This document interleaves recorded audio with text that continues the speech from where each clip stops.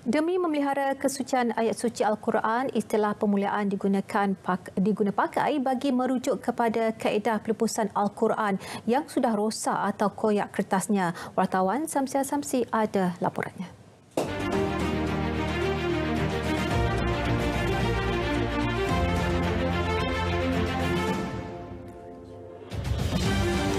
Tentu anda tertanya-tanya bagaimana proses pemulihan Al-Quran lama, rosak, koyak atau tidak lagi boleh dibaca kerana kitab suci Al-Quran ini tidak boleh sewenang-wenangnya dilupuskan.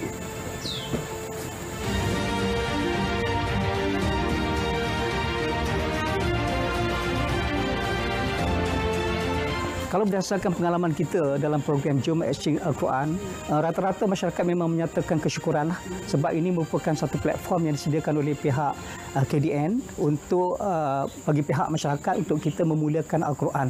Jadi masyarakat tak perlu untuk kadang-kadang masyarakat tak tahu kaedah nak lupuskan tu macam mana. Jadi KDN menyediakan platform dan saya rasa bukan setakat KDN, Jabatan Agama Islam Negeri termasuk juga di pihak JAKIM, Majlis Agama Islam juga memang bersedia untuk memberi khidmat nasihat. Antara kaedah bagi pemuliaan Al-Quran adalah melalui cara pembakaran. Proses pembakaran perlu dilaksanakan dengan sempurna bagi menjamin kehormatan Al-Quran tidak dicemari.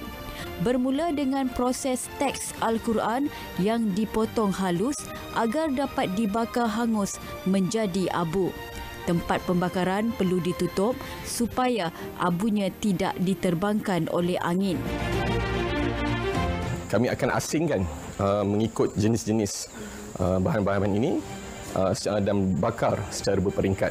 Sesudah itu, setelah dibakar sehingga selesai, kami akan mengeluarkan abu-abu yang telah dibakar ini untuk dimasukkan ke dalam telaga sebagai tempat penyimpanan abu-abu ini sebelum disalurkan ke dalam laut lah. Sebelum dibawa ke laut untuk ditenggelamkan, abu Al-Quran akan dibentuk menjadi cube. Kemudian ia akan larut ke dalam air. Istimewanya, penekanan bukan hanya kepada proses pemuliaan, bahkan juga kepada orang yang melaksanakan setiap proses berkenaan. Kami di Masyarakat Mobile ada SOP yang tertentu untuk melakukan pembakaran ini. Salah satunya adalah untuk mengambil wuduk. Sebab kita dalam proses pemuliaan ini, kita bukan sebarang bahan. Jadi salah satunya mengambil wuduk, membaca Fatihah sebelum itu. Dan setelah selesai itu, insya-Allah ada sedikit doa yang kami harus praktikkan supaya proses pemuliaan ini dari awal ke akhir itu dipermudahkan dan insya-Allah adalah mengikut garis panduan Jabatan Agama Islam.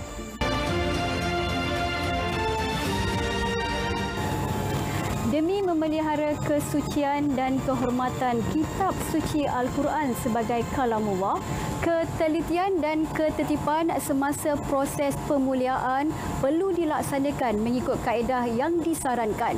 Samsia Samsi, RTM.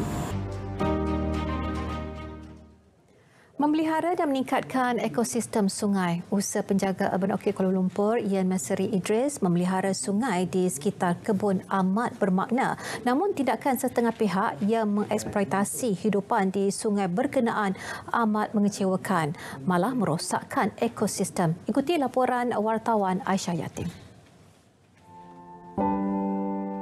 You tengok ikan. Saya tengok ikan tu macam anak saya. Salah seekor pada ikan itu. Jadi you ambil ikan tu, maknanya you ambil anak saya. Itu susah saya nak tengok.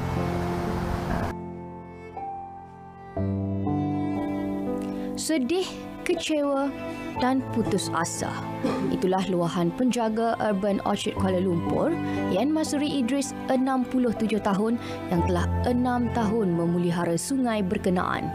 Beliau yang mesra dengan sapaan Uncle Yen berhasrat mengekalkan persekitaran hijau di tengah-tengah hutan konkrit. Namun ia menjadi sia-sia dengan kehadiran individu tidak bertanggungjawab. Saya tak cuti selama 6 tahun. Hari raya pun saya datang kerja. sebenarnya saya dah give up. Sebenarnya, kalau ni ikutkan, saya ni tidak boleh tengok sungai lagi. Okay? Kalau saya lalu ni, kalau habis kerja 12.30, saya akan tengok sungai. Tengok ikan. Tapi sekarang ni tidak lagi. Saya tak mau tengok sungai lagi.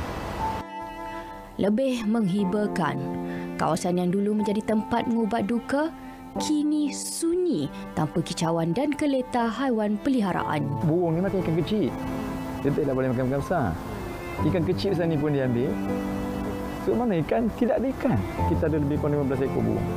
Berjenis-jenis burung cantik. Way back. Sebelum dia datang. 5-6 bulan ni. Lepas tu dah tak ada. Kita ada 40 ekor orang dalam ni. Memerang ni kita bela untuk makan ikan ni. Tidak apa, pasal dia dalam ekosistem. Ya, tetapi bila memerang ni tidak ada, sepi sungai ni, tak ada apa. Bagi Angkelian, bukan ganjaran yang diharap setelah penat lelah mengekalkan kelestarian alam sekitar. Sebaliknya, cukup sekadar usaha ini dihargai. Beliau berharap orang ramai turut sama bertanggungjawab dan menjaga alam sekitar demi masa depan generasi akan datang. Thank you, Uncle.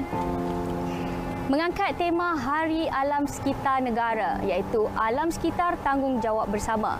Kisah Angkelian mengusahakan kebun ini secara sukarela wajar dijadikan contoh.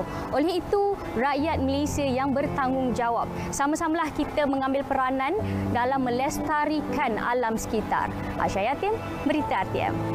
Uncle, yang ini boleh makan macam mana? Betul, gigit. Gigit je. Saya gigit